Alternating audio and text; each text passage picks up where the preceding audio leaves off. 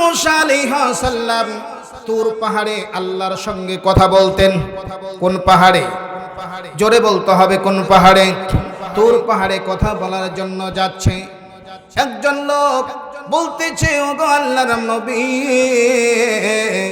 মুসা কালিমুল্লাহ, কোথায় আপনি যাচ্ছেন? আল্লাহর পয়গম্বর মুসা আলাইহিস সালাম বললেন, আমি মহান রব্বুল আলামিনের সঙ্গে কথা বলার জন্য যাচ্ছি। ওই লোকটা বলল, আল্লাহ রব্বুল আলামিনের কাছে আপনি বলবেন, কি করলে আমার সম্পদ কমবে? অনেক সম্পদ কমে না, সম্পদের পাহাড় হয়ে গিয়েছে, ধন সম্পদের পাহাড় হয়ে গিয়েছে। কি করলে, কি কাজ করলে আমার সম্পদ কমবে?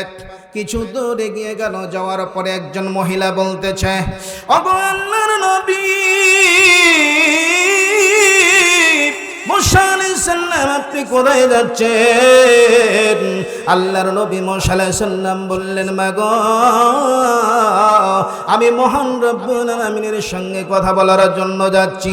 ওই মেয়েটি বলতেছে, ও আল্লাহর পয়গম্বর, আমার তো কয়েকটা সন্তান, ছোট্ট ছোট্ট বাচ্চা, আমার দুঃখ দূর হয় না, বেদনা দূর হয় না, অভাব অনটন দূর হয় না। কি করলে আমার পরিবারটা সচ্ছল পরিবারে রূপান্তরিত হবে? আল্লাহকে একটু বলুন। ঠিক আছে, বলবো। কিছু দূর অগ্রসর হওয়ার পরে দেখতেছে চার মোহনী একটা আছে। ওই চার মোহনীতে একটা অঙ্গহানি লোক বসে আছে, যার দুই হাত নাই, যার দু পা নাই, চলাফেরা করতে পারে না।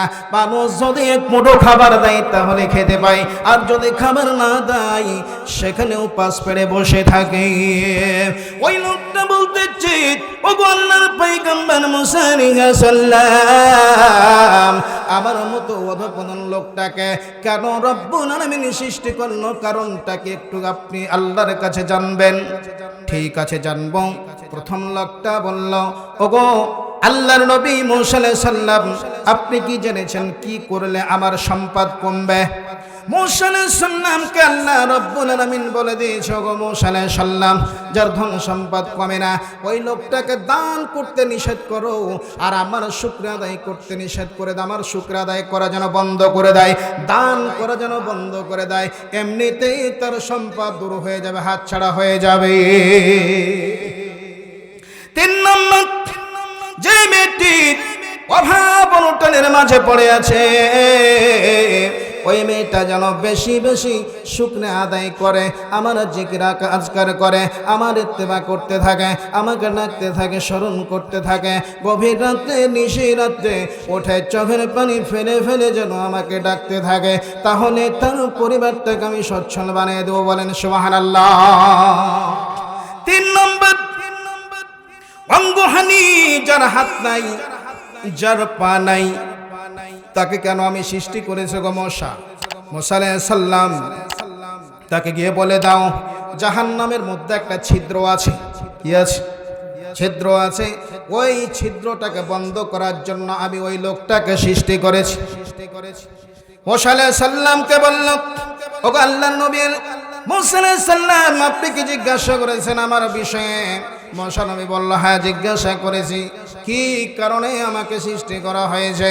মুসা আলাইহিস সালাম বলে দিল, আপনাকে সৃষ্টি করা হয়েছে জাহান্নামের মধ্যে একটা ছিদ্র আছে, ওই ছিদ্রটা বন্ধ করার জন্য তোমাকে সৃষ্টি করেছে। এই কথাটা শোনার পরে লোকটা পড়ে নিল আলহামদুলিল্লাহ। সকলে পড়েন আলহামদুলিল্লাহ। যখন আলহামদুলিল্লাহ পড়েছে, আল্লাহ রাব্বুল আলামিন আর সহ্য করতে পারে নাই। কুদরতি অন্তরে আঘাত, আরশে আজিম পর্যন্ত আঘাত। আমার বান্দাকে আমি জাহান্নামে দেওয়ার জন্য সৃষ্টি করেছি। তারপরও লোকটা আলহামদুলিল্লাহ পড়ল, আমার শুকরিয়া আদায় করলো, আমার প্রশংসা করলো। আমি কি ওই লোকটাকে মাফ করতে পারি না? আমি কি ক্ষমা করতে পারি না? আল্লাহ রাব্বুল আলামিন বললেন, কুল ইয়া ইবাদিয়াল্লাযীনা আশরাফু আলা আনফুসিহিম লা তাকুনতু মির রাহমাতিল্লাহ ইন্নাল্লাহা ইয়াগফিরুয-যুনুবা জামিআ ইন্নাহু হুয়াল গফুরুর রহিম। জোরে বলুন আল্লাহু আকবার। আল্লাহ রাব্বুল আলামিন বলেছে, ওগো নবীজি মানুষদেরকে বলে দাও, গুনাহ করতে করতে করতে করতে জীবনটাকে যদি ধ্বংস করে দেয়, মরিচা ফেলে দেয়, তারপর লা তাকনাতু মির রাহমাতিল্লাহ, আমার রহমত হতে যেন বান্দারা নিরাশ না হয়ে যায়, দূরে না সরে যায়। ইন্নাল্লাহা ইয়াগফিরুয যুনুবা জামিআ, আমি আল্লাহ রাব্বুল আলামিন তাদের জীবনের গুনাহ খাতা মাফ করে দেব। বলেন সুবহানাল্লাহ। ইন্নাহু হুয়াল গফুরুর রহিম, তেনার কাজই হলো ক্ষমা করা। বলেন সুবহানাল্লাহ। আল্লাহ রাব্বুল আলামিন মুসা আলাইহিস সালামকে বলে দিল, গো মুসা বলে দাও, বলে দাও, লোকটাকে বলে দাও তার নামটা জাহান্নাম থেকে কাটায়া আমি তাকে জান্নাতের মেহমান বানিয়ে দিলাম। বলেন আলহামদুলিল্লাহ। একটু জিকির করেন মন খুলে, প্রাণ খুলে, জবান খুলে, লা ইলাহা লা ইলাহা লা ইলাহা সুবহানাল্লাহ লা ইলাহা। যাদের হৃদয়ে আছে আল্লাহর ভয়, তারা কভু পথ ভুলে যায় না। ঠিক না বেটি? যাদের হৃদয়ে আছে আল্লাহর ভয়, তারা কভু পথ ভুলে যায় না। আল্লাহর প্রেম ছাড়া এই দুনিয়ায় কারো কাছে কোনো কিছু চাই না। ঠিক না বেঠিক? লিল্লাহি তাকবীর, লিল্লাহি তাকবীর। যাদের হৃদয়ে আছে আল্লাহর ভয়, তারা কভু পথ ভুলে যায় না। আল্লাহর প্রেম ছাড়া এই দুনিয়ায় কারো কাছে কোনো কিছু চাই না। রাতের আধারে যারা সিজদাতে রয়, দুই চোখের সরতে নদী যেন বয়, চলনার হাত চালি যতই আসো, পেছনে ফিরে ও তাকাই না। যাদের হৃদয়ে আছে আল্লাহর ভয়, তারা কভু পথ ভুলে যায় না। আল্লাহর প্রেম ছাড়া এই দুনিয়ায় কারো কাছে কোনো কিছু চাই না। লা ইলাহা লা ইলাহা লা ইলাহা ইল্লাল্লাহু মুহাম্মাদুর রাসূলুল্লাহ সাল্লাল্লাহু আলাইহি ওয়াসাল্লাম। নামাজ কয়েকটা আমাদের উপর ফরজ করা হয়েছে বন্ধুরা আমার। জি, 5 ওয়াক্ত নামাজ। 5 ওয়াক্তের নাম কি এক এক করে পড়েন। ফজর থেকে ফজর, জোহর, আসর, মাগরিব, ইশা। 5 ওয়াক্ত নামাজের ফরজ নামাজ কয় রাকাত? কয় রাকাত? জি, 17 রাকাত। জাহান্নাম কয়টি? জাহান্নামের স্তর কয়টি? জি। আর জান্নাতের স্তর কয়টি? 8টি। জোহরের ফরজ নামাজ কয় রাকাত? মূল কথা হবে, একটু 5 মিনিট ধৈর্য ধরুন করে বসুন। জোহরের ফরজ নামাজ কয় রাকাত? আসরের 4 8 রাকাত। জান্নাতের স্তর কয়টি? যে ব্যক্তি জোহরের 4 রাকাত, আসরের 4 রাকাত, 4 8 রাকাত পড়বে নামাজ প্রতিদিন নিয়মিত, আল্লাহ রাব্বুল আলামিন 8টি জান্নাত তাকে দান করে দেবে। বলেন সুবহানাল্লাহ। জাহান্নামের স্তর কয়টি? জোরে বলতে হবে কয়টি? 7টি। জোহর গেল, আসর গেল, মাগরিবের ফরজ নামাজ কয় রাকাত? 3 রাকাত। তারপরে এশারের কয় রাকাত? 3 আর 4 কত? 7 রাকাত। যে ব্যক্তি 7 রাকাত নামাজ নিয়মিত আদায় করবে, মাগরিব আর এশারের ফরজ নামাজ, আল্লাহ রাব্বুল আলামিন তার জন্য 7টি জাহান্নামে তালা মেরে দেবে, তার জন্য কোনোদিন তালা খোলা হবে না। থাকলো কয় ওয়াক্ত? 1 ওয়াক্ত ফজর। ফজরের ফরজ নামাজ কয় রাকাত? জোরে বলতে হবে কয় রাকাত? আল্লাহ নবী বলেছেন, যে ব্যক্তি ফজরের 2 রাকাত ফরজ নামাজ আদায় করবে, ওই লোকটা কোনোদিন বেঈমান হবে না, নাফরমান হবে না। আল্লাহ রাব্বুল আলামিন 2 নম্বরে ঘোষণা দিয়েছে, মরার সঙ্গে সঙ্গে তার জন্য জান্নাতুল ফিরদাউস রেডি করা হয়েছে। বলেন সুবহানাল্লাহ। মা বোনেরা, আপনারা গভীর মন দিয়ে শুনুন, ও মা বোনেরা, আল্লাহ রাসূল সাল্লাল্লাহু আলাইহি ওয়াসাল্লাম বলেছেন, যে মহিলারা 4টি কাজ করবে 8টি জান্নাত পাবে। বলেন সুবহানাল্লাহ, সুবহানাল্লাহ বলেন। 1 নাম্বার হলো নামাজ, 5 ওয়াক্ত নামাজ আদায় করবে নিয়মিত। 2 নাম্বার রোজা রাখবে। 3 নাম্বার পর্দার হেফাজত করবে। 4 নাম্বার হলো স্বামীর খিদমত করবে, সেবা করবে।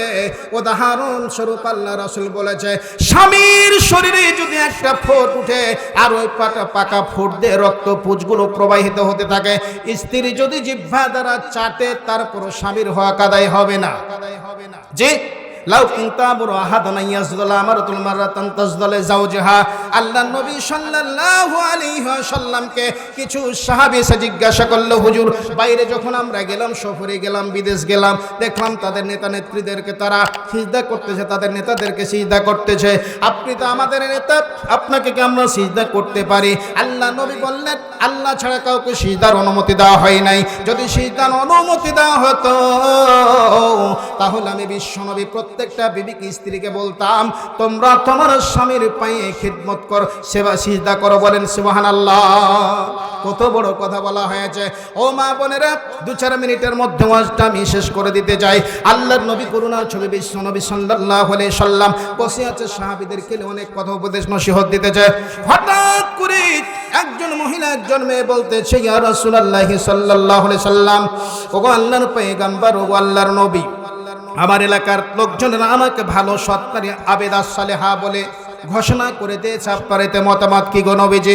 আল্লাহ নবী বললেন, মেরে তোমার এলাকার লোকজনেরা তোমাকে আবেদা সালেহা বলে যদি ঘোষণা করে, সৎ নারী বলে যদি ঘোষণা করে, আমি বিশ্ব নবী তোমাকে সৎ ভালো আবেদা সালেহা বলে ঘোষণা করলাম। বলেন সুবহানাল্লাহ। ওই মেয়েটির সঙ্গে সঙ্গে প্রশ্ন করলো, হুজুর আমি তো বালেগা হয়েছি, ইসলামে 3টি কাজ খুব দ্রুত গতিতে করতে হবে। নাম্বার 1 হলো সময় হলে, আজান হলে ওয়াক্ত মতো নামাজ আদায় করতে হবে। 2 নাম্বার, কেউ মারা গেলে অতি তাড়াতাড়ি তার জানাজা দাফন করতে হবে। 3 নাম্বার, ছেলে মেয়ে যদি বালেগা হয়, বিয়ে দেওয়ার উপযুক্ত বয়স হয়, তাহলে বিয়ে দিতে হবে। বন্ধুরা আমার, ওই মেয়েটি বলতে যে, হুজুর আমি তো বালেগা হয়েছি, আমার বিবাহের বয়স হয়েছে, আমি বিবাহ করতে চাই আপনার সাহাবীদের মধ্যে থেকে একজন যুবককে, তবে অত সহজ আমাকে বিবাহ করতে পারবে না। শর্ত 3টি গণবিজয়ী, 3টি শর্ত মেনে যে আমাকে বিবাহ করবে, তার সঙ্গে বিবাহ করতে আমি রাজি আছি। আল্লাহ নবী বললেন, ও মেয়ে, শর্ত 3টা কি বলো? 1 নাম্বার শর্ত, নবীজি যে আমাকে বিবাহ করবে, প্রতি রাতে 1 খতম কোরআনুল কারীমের তেলাওয়াত শোনাতে হবে। বলেন সুবহানাল্লাহ। কোরআন কয় পারার? জোরে বলতে হবে, কয় পারার? 30 পারা। কোরআনে সূরা কতটি আছে? 114টি সূরা প্রতি রাতে শোনাতে হবে। 2 নম্বর, নবীজি যে আমাকে বিবাহ করবে, সারা রাত দাঁড়িয়ে দাঁড়িয়ে প্রতিদিন নফল নামাজ আদায় করতে হবে। 3 নম্বর, নবীজি যে আমাকে বিবাহ করবে, 12 মাসে নফল রোজা রাখতে হবে। রাজি হবে? কাজগুলো সহজ না কঠিন? সহজ না কঠিন? হুজুরগিরি করি রে ভাই, তারপর ওয়াজ করে যায়, ফজর নামাজে কষ্ট হয়। আমার স্ত্রীকে বলেছি, যতই কষ্ট হোক তুমি পানি ছিটা দেবা মুখা। ও বললো যে পায়না লাঠি জামা ধরা আছি। আমি বললাম, পায়না লাঠি হবে না, না হলে চুল ধরে টানতে হবে, হাদিস এসেছে না হলে পানি ছিটা দিতে হবে। বন্ধুরা আমার, যে কথাটি বলতেছিলাম, 3টা শর্ত শোনার পরে কোনো যুবক কথা বলে না, কথা বলে না, কথা বলে না। হঠাৎ করে একজন যুবক উঠলো, দাঁড়ালো, দাঁড়ানোর পরে বলতেছে, হুজুর ওই মেয়েটির 3টা শর্ত মেনে আমি তাকে বিবাহ করতে চাই। বন্ধুরা, ওই যুবক দাঁড়ায় গেল, হুজুর 3টা শর্ত মেনে আমি 3টা শর্ত মেনে আমি তাকে বিবাহ করতে চাই গো নবীজি। বিবাহ হয়ে গেল। বন্ধুরা আমার, ঘর সংসার শুরু হয়ে গেল। ওই লোকটা 3টায় আমল করে, কিন্তু তার বিবি যে বুঝতে পারে না, বিবি না বুঝার কারণে, ভুল বুঝাবুঝির কারণে তার স্বামীকে বিশ্বনবীর দরবারে নিয়ে আসলো। হাজির করা হলো, ইয়া রাসূলুল্লাহ সাল্লাল্লাহু আলাইহি সাল্লাম, ওগো আল্লাহর নবী, আমার স্বামী 3টা শর্ত মেনে আমাকে বিবাহ করতে রাজি হয়েছে, কিন্তু কসম করে বলি আমার স্বামী যে 3টা শর্ত পালন করে না। আল্লাহর নবী সাল্লাল্লাহু আলাইহি সাল্লাম যুবককে বলল, যুবক রে, কেন তুমি এরকম কাজ করেছ? যারা আমার উম্মত হবে, যারা আমার সাহাবী হবে, তারা কোনোদিন প্রতারণা করতে পারে না, কথার জেরত বদল করতে পারে না, ঠিক না বেঠি? কেন তুমি এই কাজ করেছো হুজুর? কে বলেছে? আমার বিবি তো বুঝতে পারে নাই, বুঝতে পারে না, আমাকে বলেনি, আপনার দরবারে নিয়ে হাজির। আপনার পবিত্র জবান দিয়ে আপনি বলেছেন, মসজিদে নববীতে আপনি বলেছেন, যে ব্যক্তি ইখলাস সূরা কুল হুয়াল্লাহু আহাদ আল্লাহুস সামাদ লাম ইয়ালিদ ওয়া লাম ইউলাদ ওয়া লাম ইয়াকুল লাহু কুফুয়ান আহাদ, এই সূরাটা একবার আউযুবিল্লাহ বিসমিল্লাহ সহকারে পড়বে, তার আমল নামে 10 পারা কোরআন খতমের তেলাওয়াতের সওয়াব লেখা হবে। বলেন সুবহানাল্লাহ। তাহলে দুইবার যদি পড়ে কয় পারার সওয়াব? 20 পারা। তিনবার পড়লে 30 পারার সওয়াব পাওয়া যাবে। এমন একটা রাত নাই কোনো বিজি যে আমি 3টা সূরা পড়ি নাই। প্রত্যেকটা রাত্রি আমি আউযুবিল্লাহ বিসমিল্লাহ সহকারে সূরা ইখলাস পড়ে ঘুমাই। বলেন সুবহানাল্লাহ। আপনি বলেছেন কোন বিজি, যে ব্যক্তি ইশার নামাজ জামাত আদায় করলো, ঘুমিয়ে গেল, ঘুম থেকে উঠে ফজরের নামাজ জামাত আদায় করলো, সেই যেন সারা রাত দাঁড়িয়ে দাঁড়িয়ে নফল নামাজ পড়া সব পেয়ে গেল। বলেন সুবহানাল্লাহ। রমজান মাসের পরে কোন মাস বন্ধুরা আমার? রমজান মাসের পর হলো শাওয়াল মাস। শাওয়াল মাসে 6টি রোজা আছে। আপনি বলেছেন, আপনার পবিত্র জবান দিয়ে বের হয়েছে, আপনি বলেছেন যে ব্যক্তি শাওয়াল মাসে 6টি রোজা রাখবে, 6টি রোজা আদায় করবে, সেই যেন 12 মাস রোজা রাখার সব পেয়ে গেল। আমি প্রত্যেক বছর রমজানে রোজা রাখার পরে শাওয়াল মাসে 6টি রোজা আদায় করে, কিন্তু আমার বিবি যে বুঝতে পারে না। এই কথাটা বলার মানে হলো, আগামী কালকে যদি আমার মা বোনেরা, এলাকার মা বোনেরা ঘোষণা করে দেয়, যার দাড়ি নাই তাকে বিবাহ করব না, যে নামাজ পড়ে না তাকে বিবাহ করব না, যে সুন্নাত মানে না তাকে আমি বিবাহ করব না। যুবকেরা যদি ঘোষণা করে দেয়, তার মা যদি পর্দানিশী না হয়, বাবার মুখে যদি দাড়ি না থাকে, মা যদি নামাজ না পড়ে, বাবা যদি নামাজ না পড়ে, মেয়ে যদি নামাজ না পড়ে, কোরআন তেলাওয়াত করতে যদি না জানে, আমি ওই মেয়েকে বিবাহ করব। জি করব না, তার মানে করবেন, আপনার কথা বলছেন না। আগামী কালকে ঘোষণা করে দিবেন, দেখবেন যে এলাকার মা বোনেরা সকলেই নামাজি হয়ে যাবে। এই এলাকার সকল ভাই বাবজি মা বোনদেরকে আল্লাহ 5 ওয়াক্ত নামাজ পড়া, কোরআন তেলাওয়াত করার, রাসূলের সুন্নাহ ইসলাম অনুযায়ী চলার তৌফিক দান করুক। সকলে বলি আমিন।